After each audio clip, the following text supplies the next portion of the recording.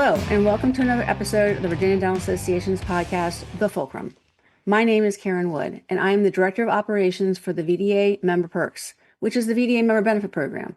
Our endorsed vendor partners provide discounts on products and services, as well as an elevated level of support and attention to the VDA members that use them. If you've listened to previous podcasts, you know that the VDA tries to bring relevant information that you can use to further your professional development and practice growth in the business side of dentistry. And we've occasionally touched on the personal aspects of being a dentist. Today, we're trying something new and combining both. We hope that this episode helps some of the younger dentists and dental students in providing a real-life account of a fellow VDA member and how they went from student to multi-location practice owner. Our special guest today is Dr. Austin Westover, an active VDA member and practice owner in Virginia and West Virginia, not to mention the father of 4 very active boys. He serves on the VDA Member Perks board and is the president-elect for the Shenandoah Valley Dental Association, to name just a couple of his leadership roles. Thank you for carving out some time for us today, Dr. Westover. Happy to be here. Always happy to help out. All right, let's start with my favorite question to ask dentists and their team members. What made you choose a career in dentistry? This is always a fun question because, I always wanted to say, oh, I saw these underprivileged people and really wanted to help, which eventually is what I came to. But what first piqued my interest was back in the early 90s, I was in high school and my dad started a company based out of Los Angeles called Orth Alliance. And it was one of the early DSOs where he went and he purchased like over 250 ortho and pediatric practices across the country. And so during my off hours, I would go and help with just like video editing on some of the CE things and different things that they were doing. And he pulled me out of school one weekend and flew me down to Orlando, Florida, where they had their big annual meeting. And so I was behind one of those big, like $40,000 professional movie cameras. And I'm watching these orthodontists that are lecturing on business practices. And I remember one of them stands up and he says, yeah, I work Tuesdays and Thursdays from 8 until noon, and I take home about $580,000 at the end of the year. I remember looking out from around the camera being like, I'm sorry, what was that? So that's what originally piqued my interest in it, was just the fact that I didn't realize you could do so well. Anyways, fast forward, I finished up with college. I went on a 2-year mission for my church. And during that time, I saw a lot of the need that people have for dentistry and just how difficult it is to really get that and how impactful it is to their life. So once I started out in dental school, I realized that if I became an orthodontist, I think I would just get really bored. Like I do a lot of ortho in my office. I do braces, I do Invisalign, I do all of that. But man, if that's all I did all day, every day, I think I'd go crazy.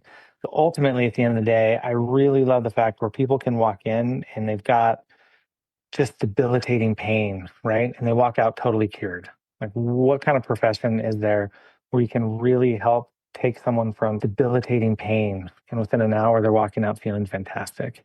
The aesthetic aspect of it. I love the art, the science. I love really being involved in the creation of everything. So all of that, I've really felt like I found my niche with the ability to really help people, but also to create a lot of really beautiful art and just have a lot of fun with the people I work with. So ultimately, that's kind of where I've come to after I've been in practice now for 15 years-ish. That's a cool start. I like the Tuesday, Thursday, like sign me up. Yeah, seriously.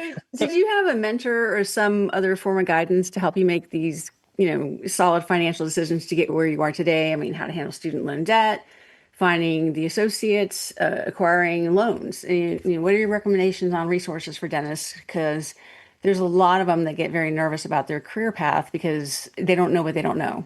Right.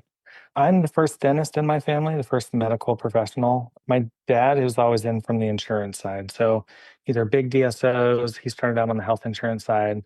Overall, he's been able to help me with the kind of the big business things in general. So he's been a big cheerleader and advocate for me of giving me the confidence to really jump into the deep end. But I mean, a lot of it is you've got to really be willing to risk it. I mean, when I went from one location to 2 locations, I told my wife, I said, this is either going to make my career or it's going to bankrupt us. There's nothing in between. What about your associateship to first practice? Okay, that was much easier. So when I first got out of dental school, I was offered a job working with a gentleman in town, Dr. Newman, and the agreement was, yep, you can work for a year and then you can buy in. So I bought in, and that was a really easy transition. I think he even like financed it himself personally. That made it super easy. Just took money out of my paycheck each time. I did that for, I think, about 9 years. When we hit about year nine, it was like he owned the building. He was kind of on the cusp of retirement, and he didn't want to add on the building. We were filling up our side. And so I just needed more space to practice. And so we sat down, mediated, and figured out the best course was for me to split off. We were kind of running almost two separate practices under one roof. So I just picked up, built down the street. That was in 2020 when we moved in. We got the certificate of occupancy a week after the governor said we weren't allowed to do any non-emergency dentistry because of COVID. So that was a fun experience. Um, but that was my transition. And again, that was another one of those huge leaps. I was going from pretty much being debt free. I think by that point, I'd paid off all my student loans, still had a mortgage, but I was going from kind of small town stuff to, I think I took out like a $3.5 million loan to build a 10 operatory office, ground up construction. It was a huge, huge risk. And then COVID hitting right at the same time. So there are a lot of gray hairs and a lot of stressful times. But at the end of the day, if I didn't push it and risk it, I'd still be practicing in a 4 operatory practice and probably bringing in a third of what everything's bringing in now. So in that process of going from associateship, that's a large leap. Not every dentist is going to be able to stomach that kind of risk, but just what were your resources to help you know this is the right thing? I've got the right loan. I've got the right people in place to help me make this successful. Yeah. So, this is totally going to sound like a plug for the VDA, but I've always tried to be active in just dentistry in general. I like the camaraderie. When I'm at the Virginia meeting or different CE meetings, talking to vendors, going through the list of the preferred vendors of the VDA, I mean, they've been really helpful, just giving me a really good starting point. So from there, I was able to talk with them. A couple banks looked at it and said, no, you're too high risk. I went to a course by Mark Tholen forever ago, and it was all on practice design. I got in touch with him, and then he put me in touch with some lenders that were a little more willing to risk it for someone at my stage. And then everything kind of fell in place from there. They recommended the architect who helped me find the contractor, and it all kind of went downstream from there. Well, let's stop there for a second because I remember during the COVID shutdown when we're all like kind of scrambling for positive news, and I see an ADA article that Dr. Austin Westover has won the ADA Design Award. Yeah, so the architects, I guess, well, when I first talked with my local reps, they're like, oh, yeah, we've got an architect out of Northern Virginia that's done a few offices. So I talked with them and they said, yeah, we've done like 6 or 7 dental offices. And when I talked with Dr. Tholen, he said, call these guys out of Austin, Texas, Fazio Architects. And so I reached out to them and they're like, oh, yeah, we've done like 2,500 dental offices. Like, you're the guys I want. So I went with them. My wife at the time, she gave kind of some broad ideas to the interior designer that worked with Fazio. The goal was to try to figure out an office that was like a really elevated, homey, warm feel. So a lot of like blues and warm wood colors and just kind of like a classic, timeless, traditional farmhouse kind of look. The architects even sent in a professional camera crew to take all the photos, and I didn't realize there was architectural photographers, but apparently that's a thing. And so we submitted it and we won. And the feedback from patients has been really great too. It's not a cold, like sterile environment. It's a very warm, just clean, calming presence. Yeah, I've seen the videos and the pictures online on your website. It's pretty amazing. So I'm sure that you love going into the office every day. Absolutely. Well, next Oh time you're in yeah, town, you got to swing by and check it out. I need It's to. beautiful. So, I mean, in your role as a dentist, and then you're taking care of patients, and then you're also a business owner, so an employer. So, what do you find most fulfilling about the two different sides of practice ownership that you have? Oh, practice ownership. That's the tough one. That's the part that causes me the most stress. I feel like clinical dentistry wise at this stage, I've got a good niche. I'm comfortable with it. There's very few cases that stress me out.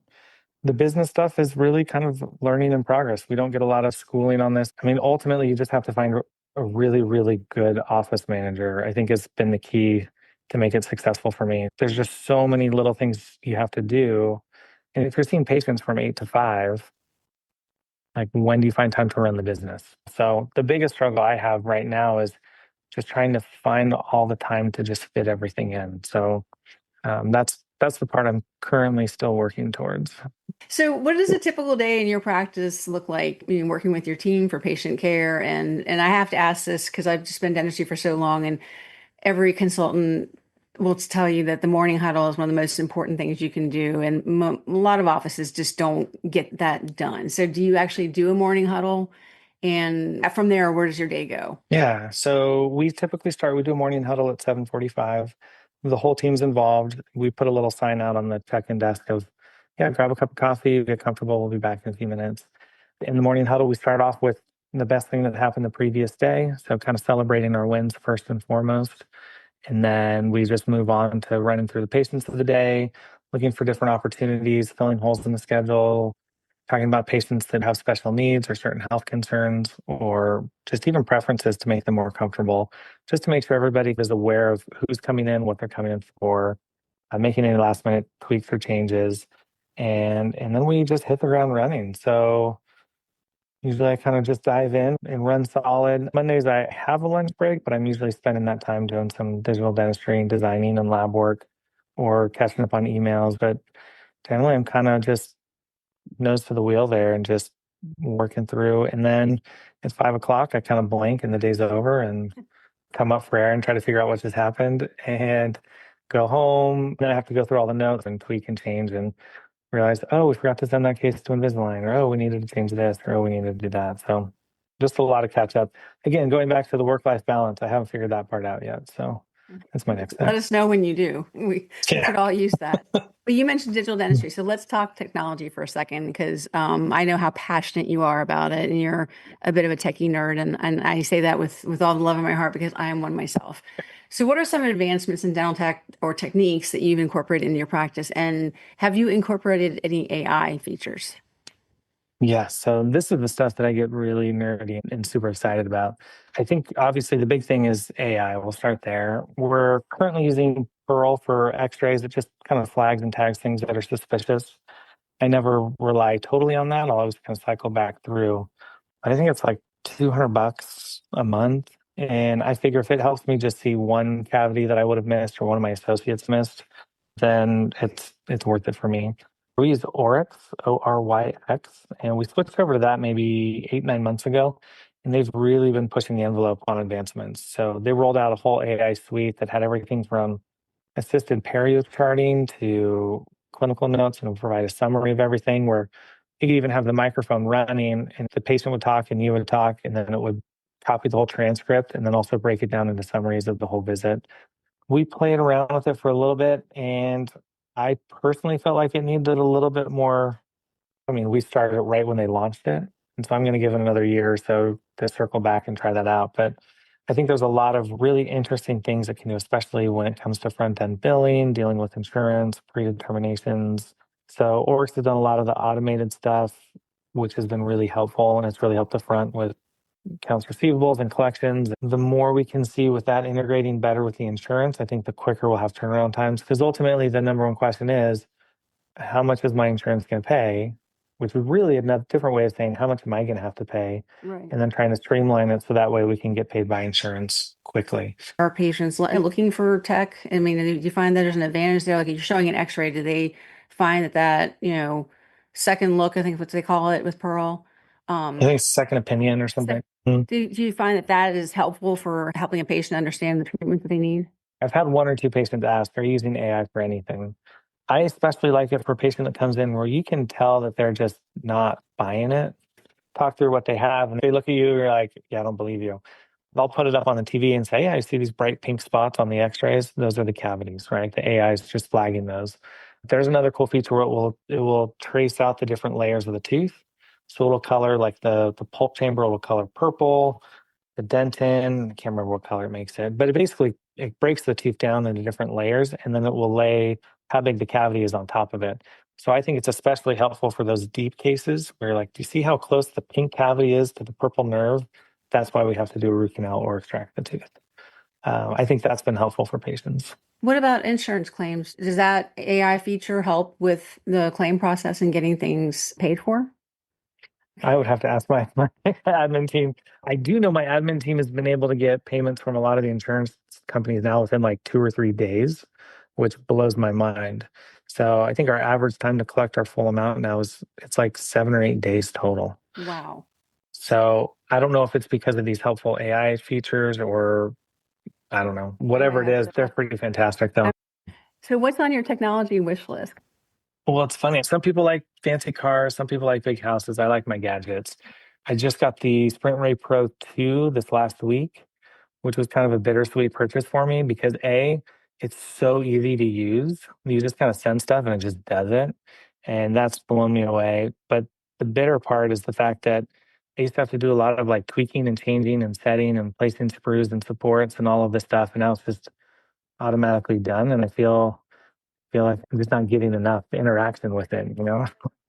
So it's good. This is better for the overall process, but it doesn't scratch that itch. So that's been a new one. We've been huge into scanning. I've been scanning crowns in the mouth since like day one back in 2011 with like one of the original E4D scanner and mill. So we're milling, we've got puck milling, we've got block milling, we've got 3D printers. I just picked up the Midas.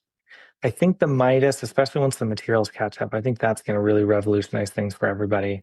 Just because for, was it 10, 15 grand, you can be doing same day dentistry super fast. And Sprint Ray's got AI crown design. And I don't know. I feel like the future of lab stuff is going to be sending stuff out to designers, having them send it back, and then you manufacture it in the office. And whether that designer is AI or a lab technician or maybe some of each, I really think that's where, if we fast forward 5, 10 years in dentistry, I think that's where most offices are going to be. So, Um, is your team, like your dental assistants, are they able to design the crowns for you? I've got one assistant she's getting really good at it. I used to have one that did it all, and then she kind of semi-retired. But yeah, this new one, she's FD2, and she's taken over our lab, and she'll do everything. She'll stop at the margin marking, and then I'll double check that, and then she can take it the rest of the way, and I'll approve the final. Or if I'm designing it myself, I'll do the design, and then she'll actually process it for milling or printing and customize it, glaze it, fire it, do anything that way. But going back to your original question, as far as what's on my wish list, I kind of feel like I've got all of the technology available except for the implant robot, which I just don't see the ROI for my specific office and how I practice. So I think it's shiny and cool, but it's not something that I have any plans for. That's a smart way to look at it because every shiny toy could be in your in your hands, but if it's not going to help your patients or you, it doesn't really, benefit you. So, is there any Mhm. like new trends in dentistry that you think are going to be impactful for dentistry in the future? Yeah, I mean, obviously corporate kind of growing and growing. My dad's got an interesting insight because he sees it from the other side. I mean, right now they just pulled him out of his like third retirement. Now he's running some ortho, pedo, and oral surgery DSO based out of Tennessee, and I think they've got 80 offices or something. But I think we're seeing more and more of that. And what I've noticed and heard and kind of experienced from patients coming, they're really trying to drive costs down and trying to drive profits up. And so patients are being looked at more as kind of monetary sources than they are individual people that we're trying to help. And so I think there's going to be just a huge kind of divide where I think the individual private practitioner has a lot of opportunities to really make these really nice kind of boutique or kind of more patient geared practices versus the corporate that are just going for just numbers. Obviously, we're seeing more squeezing of insurance companies, also trying to do the same, increase profits, decreasing expenditures. Um, but on the positive side, I think a lot of dentistry is just untapped. The digital stuff is going to open up a lot of same day procedures, same day work, driving costs down on our side. I mean, we're 3D printing flippers and full dentures now and milling dentures in house. And I mean, shoot, I can make a denture start to finish, total cost in. I'm like, I don't know, an hour of design time, 2 visits, and maybe $20 in resin, right? So I'm discounting those dentures for patients versus spending 4 or 5 visits and hundreds of dollars in lab bills. So I think there's a lot of fun opportunity there for growth. I think a lot of dentists are burning out too because they're working solo, they're being squeezed by insurance, and they don't have a lot of connection with other people just in general. So I think group practices are helpful in that sense because you have other colleagues that you can work with. You have more of that interpersonal interaction that helps lead to more fulfilling lives. But that's where I see things going in the future. Well, you hit a little thought process with me on the denture thing. I remember when I was a consultant, I worked with an office and the dentist jacked up his denture fee because he didn't want to do them. Mhm. Is the digital side of printing dentures more accurate? So you're not having a ton of relines and follow-up appointments? Yes. So according to Wally Rene, he's been my big kind of digital design mentor. So, he's got all the studies and all that fun stuff. I think what's really nice is the quick turnaround. So if a patient comes in with a denture already made, you can do just a wash reline, scan that, and you can have a denture made in an hour, hour and a half. I find that we're getting fewer remakes, and the remakes really aren't as big of a deal, right? If a patient comes in and the teeth are not set properly, or you got the VDO wrong, or there's no retention, it's like a whole thing, right? You got to start at the beginning, remake the whole denture. Right. You got to deal with the lab, and with the digital one, it's like, what do you not like about it? Cool. Let me just open up your old case file, move the teeth around, or if it's not getting good retention, let me just do a wash impression, rescan it. Like, it just makes so it might take me an extra half hour, hour of time. And then I usually print them two dentures because it's like all of the cost for me is really the design time. So if they lose one, they break one, whatever happens, it's like, yeah, you got to back up. So, and then the other thing, if they lose or break both of them, you're like, yeah, just give us $100. We'll just print you a new one. Like it makes it really, really nice and a lot quicker and easier. I just went to an amazing denture course by the dean of the dental school, and he just went through like a whole different design and how they do it. He's a big proponent of the milled dentures, which because of that, I went and tried that on a couple patients. So I 3D printed some and I milled some, and um, they said they both felt great and they were happy with either one. So I think most of it comes down to the design, but either way, there's just a lot of really cool applications. The milling is a little bit harder. It takes like 3, 4 hours to mill the base versus printing takes an hour. It's exciting to hear how you're implementing all this technology because it's a huge benefit for the patient. And also, it sounds like it Mhm. keeps you motivated and passionate about your work. Not every day is going to be easy at, taking care of patients and being a business owner, but I think that that's a big nod to what technology can do when you're feeling the success with it. Absolutely. We had a couple of cases in this last month in my office up in West Virginia, and up there it's a totally different ballgame than Virginia. I had two patients in the last month that we extracted number 8 on, right? So we just popped out tooth number 8. And what they were expecting was waiting a few weeks, getting a denture made, having all these different things, having to deal with the flipper. And I've got the Midas up there that I'm still playing around with. It's brand new. So we just scanned it, designed it. I did the Maryland Bridge, 3D printed that in 7 minutes, popped the teeth out, glued it on. They went home with like a beautiful looking smile, like within an hour appointment. So just stuff like that. I mean, how could you not love that, right? Like instead of Right. someone walking around with a huge hole in their smile, now they've got a tooth that's comfortable, they're happy with. They can't chew with it. It's not going to be a great long term solution, but it's going to tide them over while things heal, and we can get in and do an implant for a bridge or kind of a more permanent denture, whatever they decide to do. I'm sure that makes your team feel positive about dentistry too. Yes, definitely. They're really on board. We're having a lot of fun with it. Nice. So it sounds like you love dentistry. You found the thing you're supposed to do in your life. Okay. If dentistry was not an option for you, what would your profession be? Yeah, so I was questioning this a lot when I was in dental school. I was like, man, what would I do? And I think I'd want to do like a one of the life flight helicopter pilots. I think that'd be super fun. If you're still involved in the medical stuff, you're still like an EMT, you're still helping people, and you get to fly a helicopter around. I think that'd be fun. What's not to like about that? Well, awesome. Dr. Westover, it's been a pleasure to have you here today, and we really appreciate you sharing your career experience, which I'm sure will be helpful for many dentists.